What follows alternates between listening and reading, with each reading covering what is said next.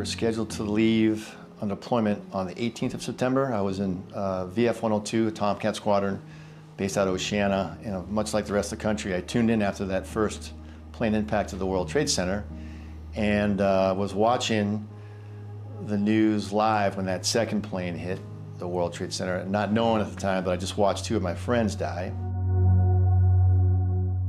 On the morning of 9/11, 2001, I was volunteering at a fire station in Franklin, Virginia, Franklin Fire and Rescue Department.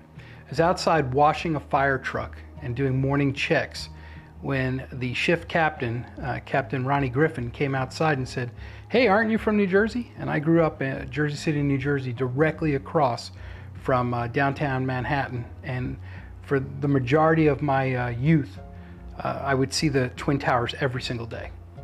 And I said, "Yeah, sure." And he said, "Hey, you need to come inside and take a look. A plane just hit the World Trade Center."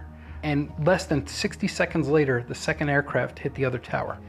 And I was glued to the TV for every piece of information that could just come in.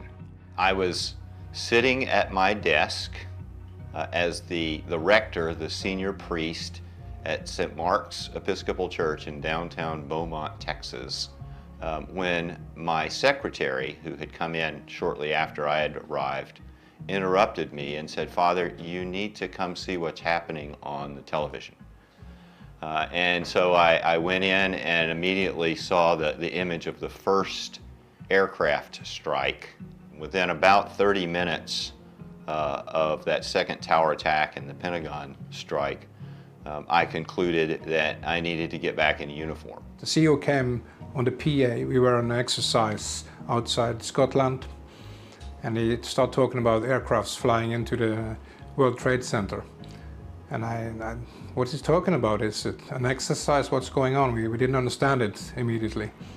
Suddenly we saw airplane number 2 hitting the second tower, and then we knew this is not an accident, this is by purpose, this is a terrorist act. And I remember our captain called us into the wardroom, it was around midnight, I think, or maybe 1 in the morning, and he told us what he knew at the time, and he said, "We're gonna get underway, port visits are canceled, and we're heading west from Australia." You know, basically we're headed straight to the North Arabian Sea, and that's all he knew. After I watched the second plane hit, and then I was at home, we were like in a pre-deployment palm, if you will. I went to take a shower to go into work, and I remember this vividly. I doubled over in the shower and started to cry because I was so angry and confused as to how someone could hate our country that much. That they could just murder, at the time we estimated 3,000 people. I mean, that's just hate that I didn't understand. The very next day, our chief, Dan Eggleston, called us all together and said that we were going to send a task force, a rescue and assistance task force, up to New York City, and he asked me if I'd be a part of it, and I would drive the lead vehicle because I'm from the area and I knew my way around. We drove all night. We had a police escort through each one of the states, and we got to Lower Manhattan. We parked our vehicles approximately 7 blocks away from Ground Zero. That was the closest we could get. We dismounted, grabbed our gear, and started walking in. I remember ash and this white substance that looked like snow just coming down. It was something like out of a movie. I'll never forget the smell. I can't describe the smell, but I'll never forget the smell that was in the air. Our team never recovered any of the victims, but in areas nearby where we were operating, other teams had recovered victims, mostly firefighters. They were pulled out. I'll remember that as a firefighter was found, a flag would go over his or her body. Everyone would come to attention and salute as the remains were pulled out, and then we'd get immediately right back to work. I think we were all shell-shocked because we've never seen anything like that before. In all my life, all the places I've been in the world, I've never seen anything like that. To just imagine these great buildings that I grew up with and gone, just gone and gone quick. At that point, I just felt I needed to get right back into the fight. I wanted to report in right away and call my detailer and ask for an Nordmod to the first ship headed that way. There was just an intensity about the events. I just, we couldn't, you prayed for the people of New York City and, Washington, D.C., and you just weren't sure at the time what was happening next. You weren't sure if something else would follow on. We knew that, all flights had been grounded, and we were all at a state of alert and just ready for whatever was coming. All the families in Denmark, they didn't dare to go into a plane, they completely changed their behavior. It made a devastating impression on everybody, and we felt that, okay, now the world is changing, and it did. It really did. I remember the first time I went on an aircraft or a flight after this, when all the new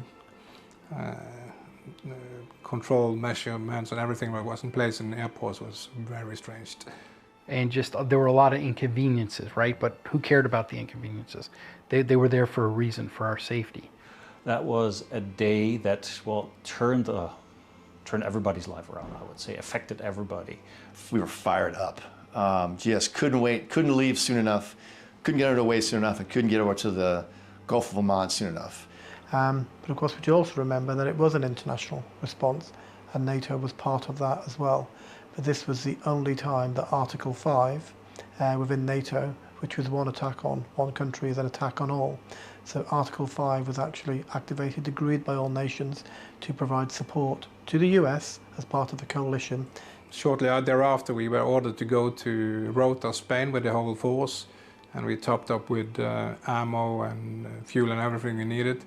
And then we sailed east in the Mediterranean outside Syria, Egypt, those areas. And started an operation, honestly, without a particular mission, just go in there and control the shipping. This operation we did was an Article 5 operation. And that's simple. One of the member nations is attacked, US. And of course we felt with you. And we wanted to stand side by side with you in this situation, and we have, ever since. But because we kind of were at a moment in time where we felt invincible, I think that heightened our fear, like what else could go wrong? How is it possible that these ragtag band of terrorists kind of pulled this thing off?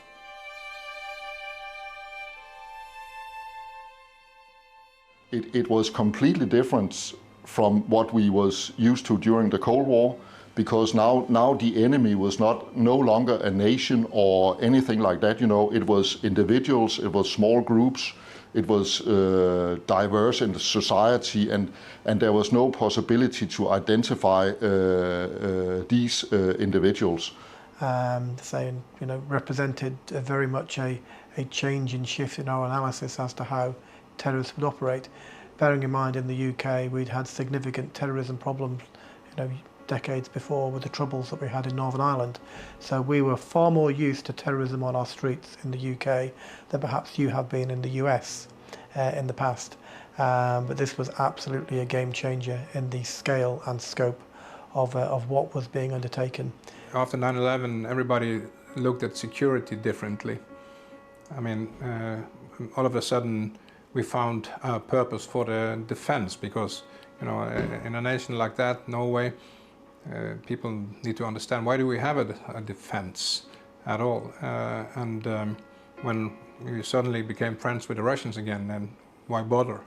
After 9/11, the bonds between many nations in Europe and the US has become extremely strong when you look at it from a security, foreign policy perspective.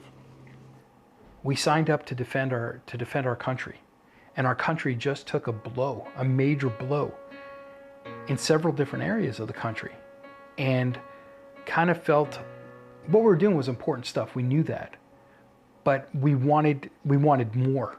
We wanted to be directly involved. First mission over Afghanistan was up at Kandahar, and carrying 4 1,000-pound laser-guided weapons. And it was, 10 years of training for this one moment, and here we were in combat, dropping live, getting shot at, and it was quite a memorable night. So I remember coming back and trapping at 0600, trapping or landing on board the Theodore Roosevelt, and pulling up to the island and looking up on the island, flying from the halyard, was the American flag that had been hanging over World Trade Center a month prior. They'd flown out the one from that famous Iwo Jima-style picture, was sent out to the Theodore Roosevelt, and we had it flying from our mast the entire time we were underway. So I looked up and saw that flag, and I kind of got choked up, thinking, like, for years I thought about the Navy I was in for me, for the challenge of flying, doing dangerous things in an aircraft. But it was right then it dawned on me that I was here for something more important than myself, it's for our nation. I was on USS New York. I was a plank owner for USS New York. So for me, wow, to be on the ship that had World Trade Center steel, as a part of its bow stem, and to be on the commissioning crew, and to sail that ship up into New York Harbor and up the Hudson River, stopping to pay our respects at the World Trade Center, and then heading up to 50th Street. That was just amazing. And for me,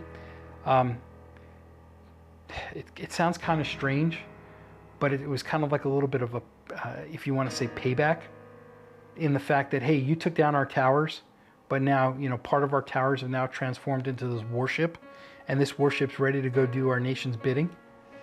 I mean, I wish we could find a way to package that feeling when most of us saw those planes hit, and that anger, frustration, and sheer rage that certainly I felt, and many of us felt.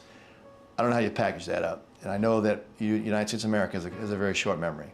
So, 20 years ago, folks were full-on supportive, patriotic, flying flags, doing stuff that hadn't seen in decades, maybe since World War II, But that our memory has faded. So folks that were not even born when that event occurred, they don't have that scar tissue that we have that saw that. And I wish we could find a way to package that, let them know that our job is to make sure this doesn't happen again.